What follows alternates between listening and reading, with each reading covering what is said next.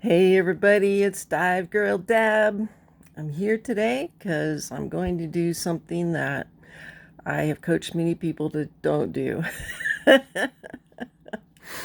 And if you haven't followed along with me online, this July I had a project list that I was working on in order to get the boat moved that included fencing. And I had some lumber that fell across the arch of my foot, about 300 pounds, standing barefoot on concrete. Didn't see it coming, didn't get a chance to guard myself, and got smacked pretty good. Well, it ended up getting pretty badly infected with cellulitis and a little bit of gangrene, which is kind of scary. I did end up in the hospital for 3 days with it. So it's been very thoroughly assessed. They've done MRIs and x-rays and CT scans and ultrasound trying to look for blood flow to my foot, and everything seems to be in order. Um, I'm in. I've been home now for almost a week and a half, and it is improving daily. In fact, in the last 24 hours, it's been allowing me to walk on it without it swelling and screaming too much, which is a huge improvement. But it's been like 100 days of just real torment and pain. But I today noticed that I had a little bit of kind of white pus coming out of from underneath the big scab. And it's not a pretty wound. And so if you're kind of squeamish, this might not be the video for you. But it's going to show real life how Venom works and can work. And so I'm going to make the video and put it up. And if people like it, they like it. If they don't, that's cool too. I am on some antibiotics under my podiatrist oversight, and so I do have medical staff, attending to this. In addition, I have a close friend of mine who's a RN, and she's been coming by and helping me with the wound care, cleaning it and bandaging it, and I've got lots of supplies here for that, and I know the process of doing that. But today I noticed there was pus coming out of it, and that's a real warning sign. And so I soaked it in some warm water and managed to remove the scab that was on it. It was a big old hunkin', big black gnarly scab, two of them, and removed it. And there is a little bit of pustules in there in the valley, but I'm concerned that I'm not doing enough in my situation to mitigate this. And when I say by not enough, one of the things that they found in the hospital with me is that I'm not producing white blood cells to fight infection. And so, well, duh, I have Lyme disease. That part of me has been turned off. Well, the doctor was a little concerned about that. And so I'm feeling like I should hit this with everything I've got. And I have been like going conservatively on my bee venom for a while here. Now, I have set down my bee venom for about 4 years because I just felt so good. I didn't feel like I needed it. And if I ever had a cut or an injury, a bruise, something like that that was, substantial, I'd grab some bees and go sting it and use it for just site work, essentially, various locations. But I haven't been on a full on protocol for a while. So I ordered bees up. They came in last week and they're here. And so I started stinging the right way, which is where you start on your hip and kind of work your way down. Well, I don't think I have time on my side right now. I think I need to get venom into this left foot immediately and take my chances to see what's going to happen. It's probably going to blow up on me and swell more, but that's all right. I can just loosen bandages, and if I have to, I'll cut them off. I've got lots of vitamin C in my system. I have liquid Benadryl here that I can lower the response if I need to take it. And most likely, I'm probably just going to put some ice on it if it gets too swollen. So I'm not terribly worried, but that's the part where I'm telling you that I'm going to do something that I would never coach you to do. Because a couple things could happen here. I could have a lot of swelling in the extremity and it doesn't have somewhere to go, which I told you I'll work with Benadryl and ice to help manage. And then the other thing is that I could end up with a pretty big herx from some die-off. Now, having just been on a whole bunch of IV antibiotics in the hospital, I don't think that's going to happen because I think most of what's in my system has been pretty well tamed at this point after 3 days of a new bag of antibiotics every 4 hours. So I'm not too worried about a herx. And I drink lemon salt water and do things to detox myself all the time, regularly, which we all should do, especially those doing bee venom. So let's see how this is going to go tonight, because it's about 6 p.m. Another thing I tell you don't do, don't sting in the evening. But I'm going to do it because I think it's the right time to do it. And I'm going to probably do it in the morning, do twice a day stinging. So this will be a series on this foot and my stinging it, and we're going to follow the progress and see how the foot does. And I have an appointment with my doctor in about a week. I have all the pictures leading up to today, and today's picture is not pretty. So sorry for you guys that are squeamish. It's really not that painful at this point, so don't cringe and worry about that. It's looked worse than this, I can tell you that much. So today I washed it in some betadine solution and some, I scrubbed it down with HIPAA soap and then dried it really well and then added some Benadryl solution to it. And so the skin looks kind of reddish color. This is a compression sock that I've been pulling down to keep swelling out of my ankle. So let's take a peek at it today and see how we're looking. Ugh. And it is kind of gross looking. Alright, so it's a little wrinkly from the bandages, but you can see that there's a couple of big crevices there that are really not nice. And I'm kind of concerned on this bigger one on the bottom here that it's got a little bit more white pustules on it than what I'd like to see. Now all this happened towards the end of my infection, and that was my foot was so fat and so thick, and like right now it's almost close to normal, but it was swollen up at least this wide. I mean, it was double its normal size, and the skin just split open. I had little lesions on my toes and everywhere as well, where there was just so much pressure on this foot that it seemed like it was just going to crack open.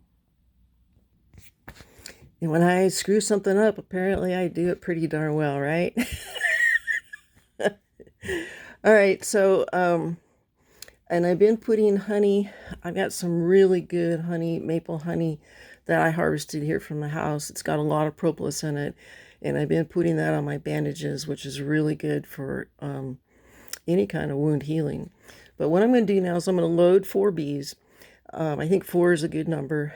Might be a little high.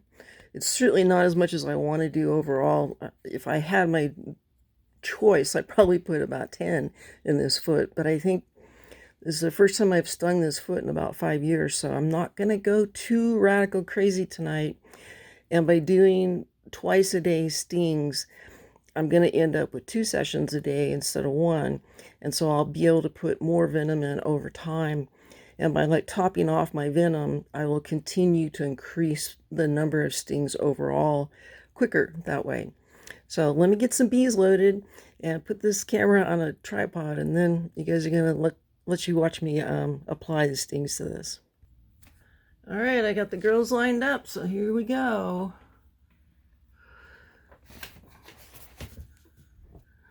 It's not an easy angle to get to. There we go. Woo! Thank you, little girl. Oh my goodness, that one hurts. Woo! Okay. I've got some veins running in places I don't want to get a vein, so we'll come out here. There we go. Thank you, little girl. Yeah. Oh yeah, there's venom in there working. Let's come down here with one. Oh, she's gonna get loose on me, are you? Let's see if I can fix that. All right. Come down here. She doesn't want to sting.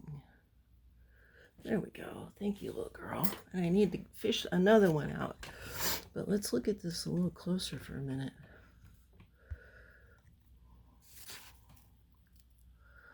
They are pumping away. Go kill the bad bugs. All right, so I think I'm gonna do what Amber Rose says, and that is circle the dragon. So we're gonna do one here. There we go. Did she get me? I didn't see a stinger come out. There we go. Thank you, little girl. All right, well, there's 4. Like I said, it's probably not as many as I want overall, but it's more than I had yesterday, so I'm going to be okay with that. And we'll keep doing some videos here to show you guys the progress. There's a better close-up of it. Yeah, you can kind of see in that trough in there how it's kind of white and yellowish looking. So, yeah, not an ideal scenario. So what I'll do then, my subsequent stings, is to continue just putting a circle all around these wounds and stinging it, and then put some down the middle of that margin here. But this right here is that kind of whitey pustule stuff I'm worried about. So I really want this one to get a good bit of venom. So it's got 3 sides already. In fact, I think I'm going to go get another bee, because I'm thinking that this bit down here really needs some as well. So there we go. Did she sting? No. She does not want to let go of her stinger, does she? She's already lost it. Huh.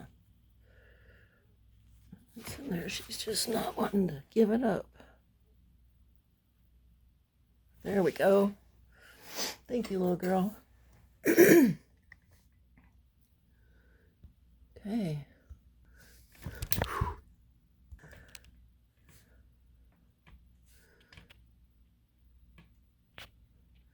Yeah, this has not been a fun venture overall. That is true. Well, this is going to send a bunch of hot blood pumping down there and open up the circulation, that's for certain.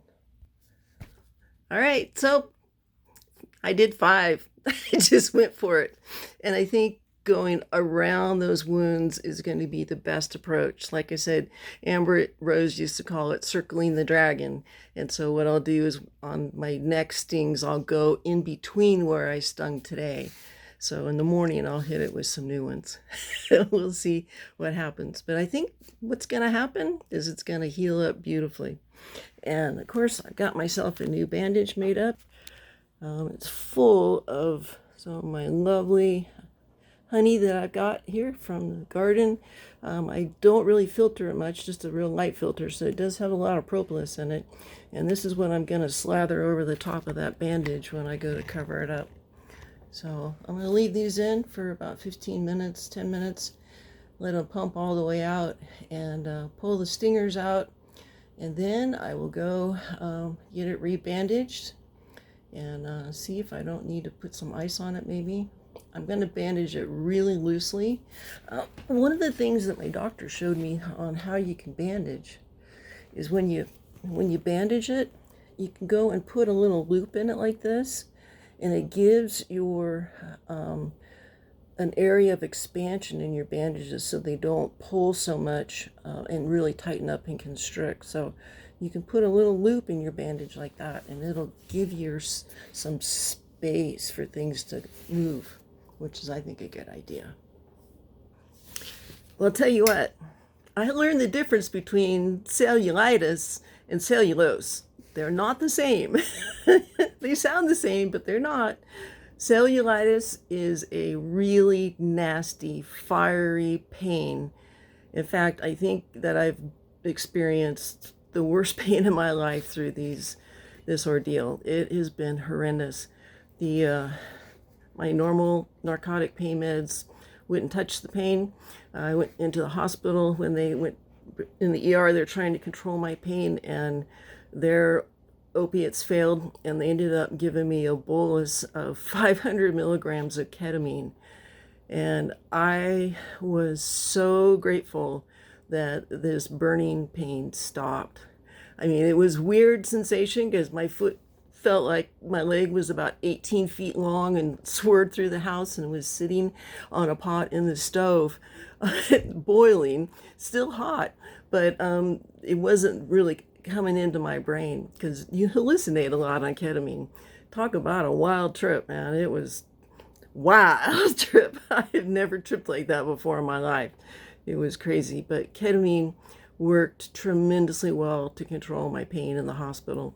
And it was great in the sense that I had no side effects once they lowered my dose down to 25 milligrams on a drip, and it kept my pain in check. And then when they stopped doing it, it just shut off, and I didn't have any withdrawals or anything because it's completely a different pathway.